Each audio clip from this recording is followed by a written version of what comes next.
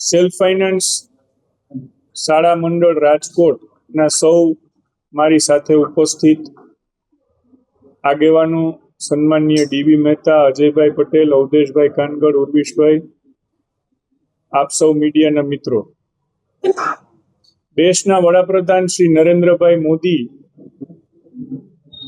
દેશના લોકોની સુખાકારી માટે સતત પ્રયત્નશીલ અને કાર્યશીલ સાથે ઘણા બધા પ્રોજેક્ટો જે સમાજ જીવનમાં સુધારો લઈ આવે એવા હોય છે, એના માટે સતત આહવાન કરતા હોય છે. છેલ્લો એમનો મન કી બાતનો એપિસોડમાં પણ એમણે આ સતત આહવાન કર્યું છે.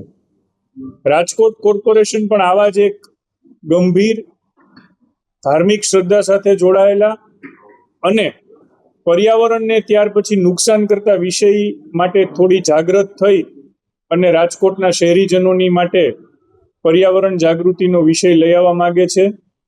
આગામી દિવસોમાં, આગામી સપ્ટેમ્બર મહિનામાં ગણપતિ મહોત્સવ ચાલુ થશે.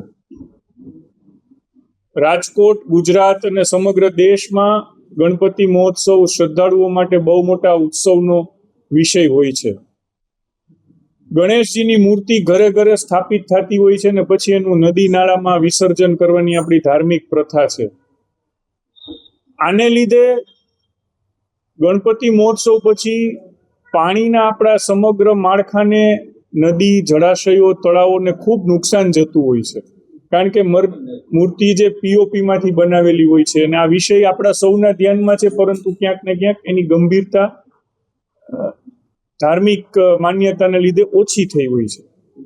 ત્યારે રાજકોટ કોર્પોરેશન આગામી દિવસોમાં સેલ્ફ ફાઇનાન્સ સ્કૂલ એસોસિએશનના સહયોગથી 500 રૂપિયામાં સંપૂર્ણ માટીની બનેલી ગણપતિજીની મૂર્તિ 10,000 મૂર્તિઓ શહેરીજનોમાં વિતરિત કરશે.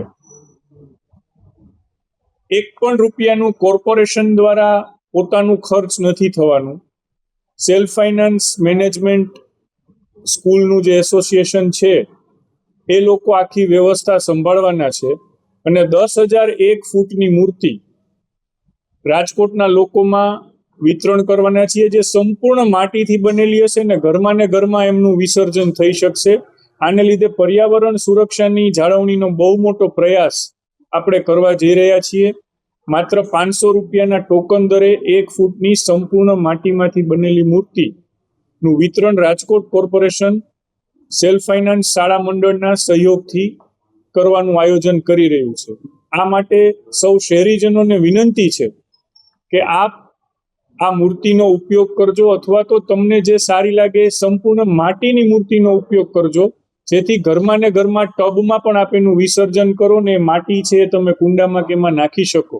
આના જ એક ભાગ રૂપે આપણે ઘરે ઘરે કુંડા વિતરણનો ગઈકાલે કાર્યક્રમ કર્યો છે કે રાજકોટના શહેરીજનોને સંપૂર્ણ ફ્રી રોપા વિતરણ આપણે આપી રહ્યા છીએ અને ખૂબ સારો લોકોમાં એમાં પ્રતિસાદ મળી રહ્યો છે.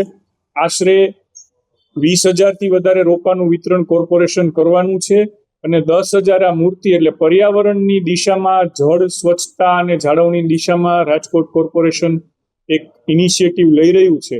તો સૌ રાજકોટવાસીઓને વિનંતી છે કે આમાં સહકાર આપે અને માટીની મૂર્તિનો પ્રયોગ કરે. આ તકે આમાં ખૂબ સારી રીતે રાજકોટ કોર્પોરેશનને સંપૂર્ણ નિસ્વાર્થ માત્ર લોકોમાં પર્યાવરણ જાગૃતિ આવે એના માટે સ્કૂલ એસોસિએશનના સૌ જવાબદાર હોદ્દેદારો હાજર છે.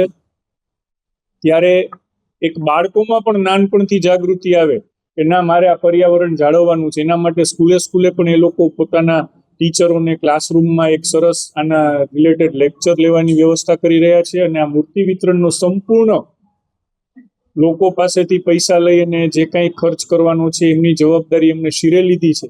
એમને પણ 500 રૂપિયા લોકો પાસેથી લઈને મૂર્તિ આપી દેવાની છે.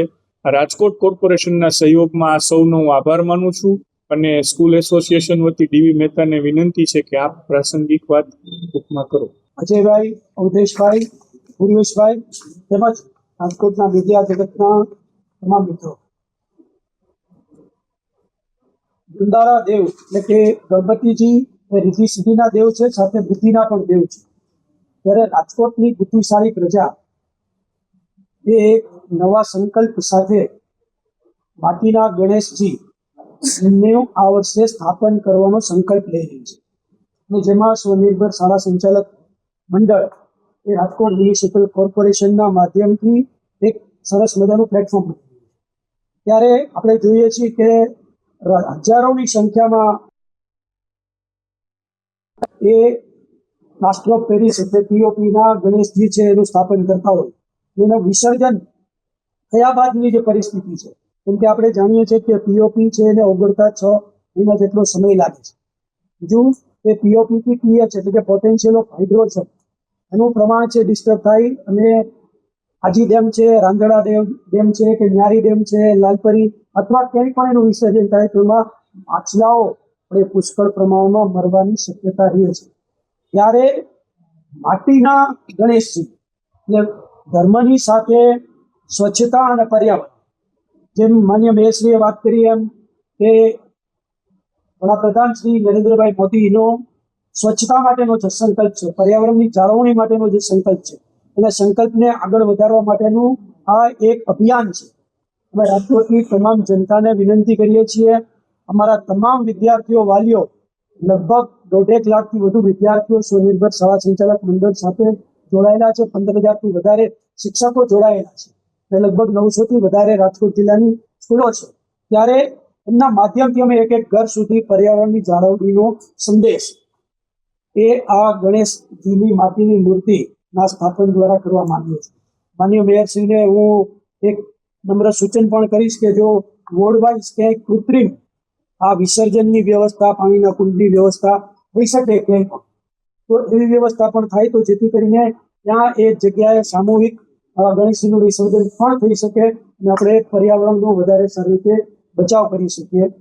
આ તકે રાજકોટની જનતાને રાજકોટ મહાનગરપાલિકા તેમજ સ્વનિર્ભર શાળા સંચાલક મંડળ વતી હું ફરી એક વખત અપીલ કરીશ કે આપ સૌ આગળ આવો, સાથે મળી અને આપણે આપણો ધર્મ પણ દિલથી, સ્વચ્છતા પણ દિલથી અને પર્યાવરણ પણ દિલથી એનું સંરક્ષણ કરીએ, અને સાથે મળી અને સમગ્ર દેશને એક સારો મેસેજ આપીએ, અને રાજકોટ શહેર ફરીથી સ્વચ્છતામાં એ 1 થી 5 નંબરમાં સમગ્ર ભારતમાં આવે એ પ્રકારના પ્રયત્ન સાથે મળીને કરીએ એવી સૌને અપેક્ષા. મીડિયાને પણ હું એક ખાસ વિનંતી કરીશ કે આપ પણ આ જે સંકલ્પ છે એનો પ્રચાર પ્રસાર એક ઘર સુધી, એક લોકો સુધી સફળતાપૂર્વક અને ખૂબ જ એક ઉગ્રતાપૂર્વક કરો, જેથી કરી અને એક ઘર સુધી આપણો આ મેસેજ પહોંચી શકે. 10,000 મૂર્તિઓનું વિતરણ એક પ્રતીક છે. આવનારા દિવસોમાં સ્વચ્છતા માટેના અન્ય પણ કાર્યક્રમો, પર્યાવરણની જાળવણી માટેના પણ અન્ય કાર્યક્રમો પણ મહાનગરપાલિકાની સાથે રહી અને સ્વનિર્ભર શાળા સંચાલક મંડળ કરશે. આ તકે હું મેયરશ્રીનો પણ ખૂબ ખૂબ આભાર માનીશ. એમને આ સરસ મજાની એક રાજકોટ શહેરને મુહિમ ઉપાડી છે સ્વચ્છતા માટેની, પર્યાવરણની જાગૃતિ માટે.